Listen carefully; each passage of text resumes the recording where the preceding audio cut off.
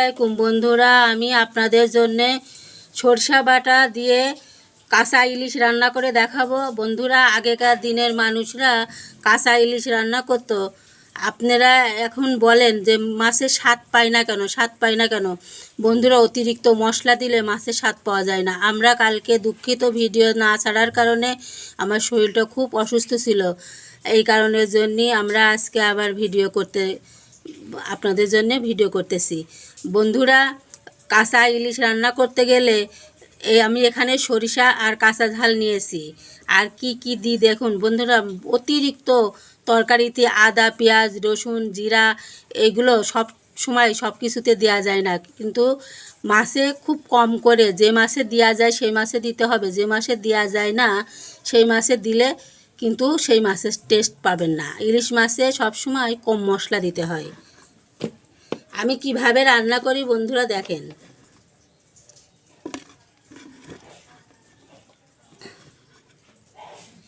আমি এখানে ঝালের গুঁড়া দিব,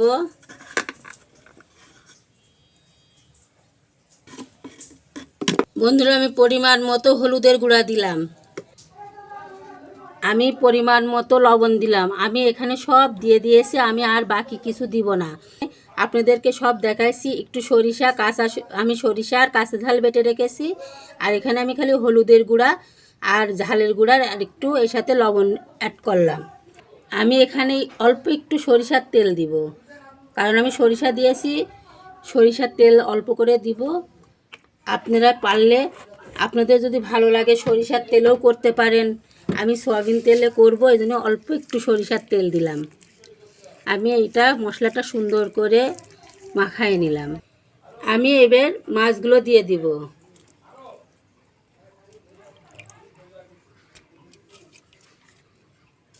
কাঁচা ইলিশ মাছগুলো আমি এইভাবে সব মাছগুলো আমি এখন সুন্দর করে মাছগুলো মাখায় নিব।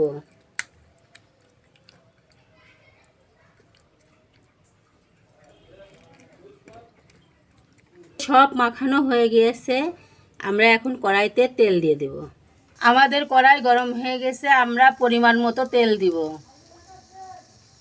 একটু জিরা তেলে দেব যাতে মাছের ফ্লেভারটা আসে।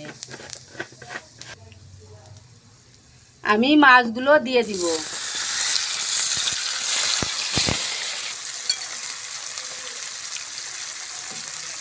এখানে মাছগুলো আমি সুন্দর করে একবার নাড়াচাড়া করব।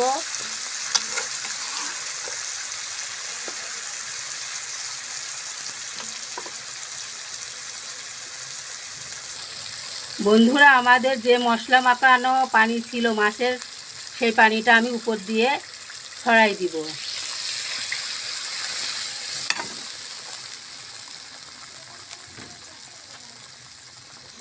বন্ধুরা, আমি মশলার পানি দিয়ে দিয়েছি, আর একটু পানি দিয়ে দেব, যেহেতু কাঁচা ইলিশ রান্না করতেছি। আর একটু পানি আমি দিয়ে দিলাম। আপনারা আপনাদের পছন্দ মতো পানি দিয়ে নেন। কাঁচা ইলিশ সুন্দরভাবে আস্তে আস্তে ফুটতেছে। আমরা এবার ঢেকে দিব। ঢেকে দিয়ে ফাইনাল লুক আপনাদের পরিবেশনের পরে দেখাবো।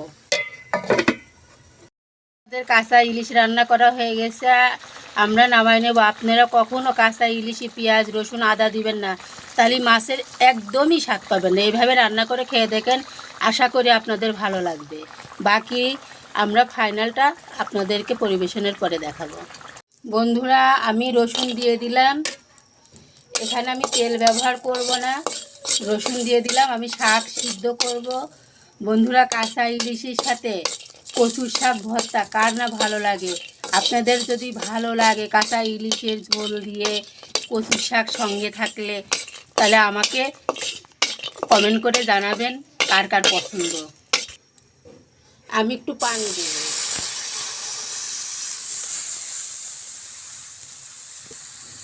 পানিতে আমি ঝাল দিব।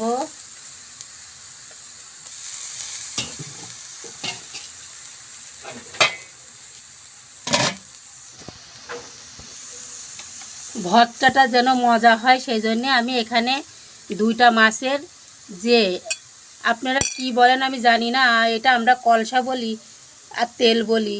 আমাকে কমেন্ট করে জানাবেন কি হবে আসলে। আমি পরিমাণ মতো লবণ দিলাম। এই কচু শাক ভর্তা করব। আপনারা এই কচু শাকে কী কচু বলেন আমি জানি না, আমাদের এখানে বুনো কচু বলে।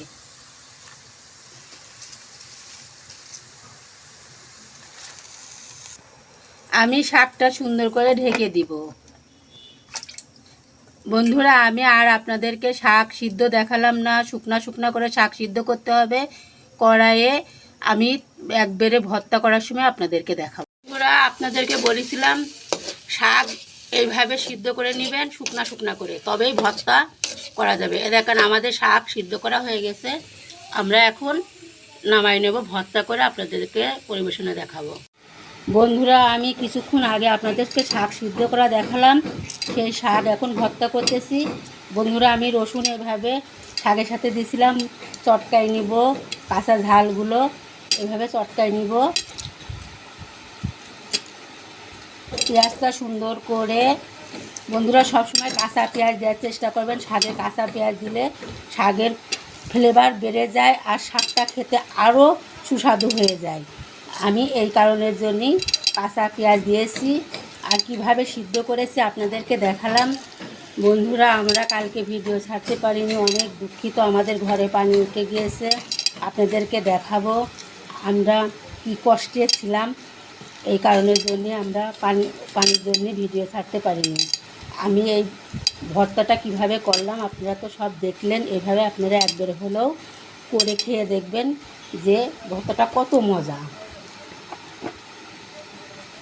আমি একটু সরিষা তেল দেব। আমি শাক সিদ্ধর সময় তেল দিইনি, এই কারণেই দিইনি, শাক সিদ্ধর সময় তেল দিলে শাকটা কটা হয়ে যেত। বন্ধুরা, যে কোনো শাকই সব সময় প্রথম অবস্থায় ঢেকে দিতে হয়, তারপরে শাক খুলে দিতে হয়, না শাক কটা হয়ে যায়।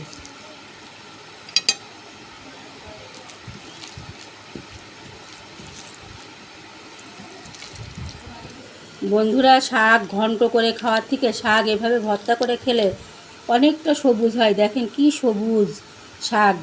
আর শাক ঘন্ট করে খাওয়ার থেকে এইভাবে খাবেন, খুব কাঁচা ইলিশের ঝোলের সাথে এরকম শাক ভর্তা কার কার ভালো লাগে বন্ধুরা আমাকে কমেন্ট করে জানাবেন। আমার তো খুবই ভালো লাগে।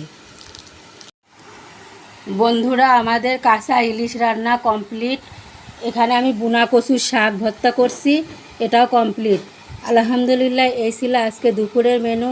বন্ধুরা, কাঁচা ইলিশের ঝোল দিয়ে আর এই শাক কচুর শাক ভর্তা সাথে লেবু, খুবই সুস্বাদু খাবার। কার কার ভালো লাগে বন্ধুরা আমাকে কমেন্ট করে জানাবে।